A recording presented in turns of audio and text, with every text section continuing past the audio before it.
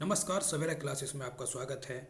Current affairs series हमने शुरू की है और ये हमारा तीसरा लेक्चर है और इसमें हम आज कवर करेंगे प्रमुख नवगठित जांच समितियां।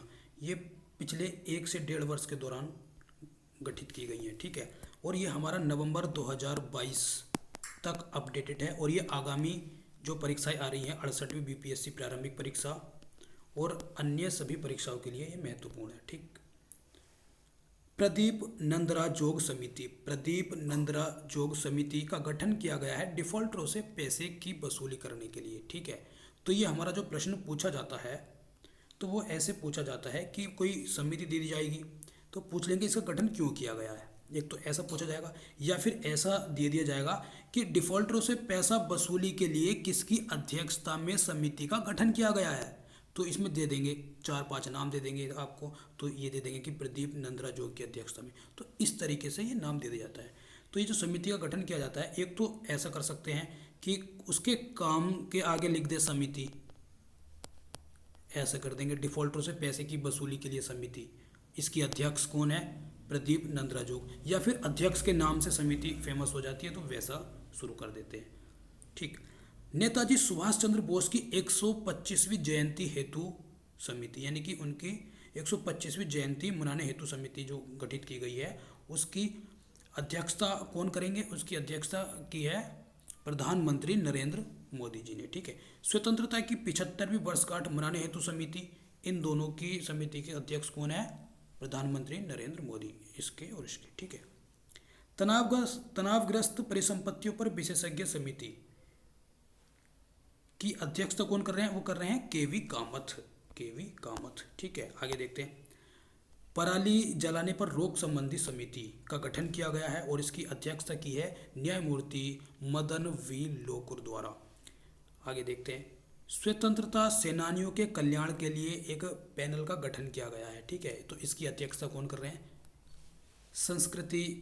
केंद्रीय संस्कृति मंत्री हैं जी किशन रेड्डी, ये इसकी अध्यक्षता कर रहे हैं, ठीक है। लद्दाख की भाषा, संस्कृति और भूमि के संरक्षण हेतु समिति, इसकी अध्यक्षता भी कौन कर रहे हैं, जी किशन रेड्डी, ठीक है। तो इन दोनों समिति का गठन जो किया गया है उसकी जी किशन रेड्डी की अध्यक्षता में किया गया है।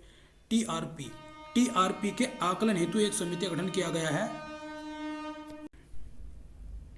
इसकी अध्यक्षता करेंगे शशि शेखर वेम्पति, ठीक है। लखीमपुर खीरी में जो किसान की दुर्घटना हुई थी तो लखीमपुर खीरी घटना की जांच हेतु एक समिति का गठन किया गया और इसकी अध्यक्षता करेंगे प्रदीप श्रीवास्तव। ए आर दवे समिति जो है ये गठित की गई, क्यों की गई, अखिल भारतीय फुटबॉल महासंघ मामलों की निगरानी करने के लिए, ठीक है। प्रधानमंत्री का जो पंजाब दौरे के दौरान जो सुरक्षा चूक हुई थी उसके लिए एक जांच समिति का गठन किया गया, उसकी अध्यक्षता कर रहे हैं जस्टिस इंदु मल्होत्रा और Sudhir Kumar Saxena. Drug regulatory system सुधार समिति, इसकी अध्यक्षता राजेश भूषण ने की है, प्रणव सेन समिति का गठन किया गया सरकारी आंकड़ों में राजनीतिक हस्तक्षेप को रोकने के लिए। मिहिरसा समिति का गठन किया गया है राष्ट्रीय जल नीति मसौदा तैयार करने के लिए, ठीक है। किरण रिजिजू समिति का जो गठन किया गया है 2020 एवं 2024 ओलंपिक की तैयारी के लिए। सुरजीत भल्ला समिति का गठन किया गया है व्यापार वाणिज्य संबंधित नीति निर्माण के लिए, ठीक है। चलिए आगे देखते हैं। अमिताभ कांत समिति का गठन किया गया है ट्रेनों को निजी क्षेत्रों में देने हेतु, इसका सुझाव देने हेतु, ठीक है। अमिताभ कांत समिति। SCL दास समिति का गठन किया गया असम में ऑयल इंडिया लिमिटेड के एक कुएं में आग लग गई थी, जो विस्फोट हुआ था उसकी जांच के लिए गठित की गई है SCL दास समिति।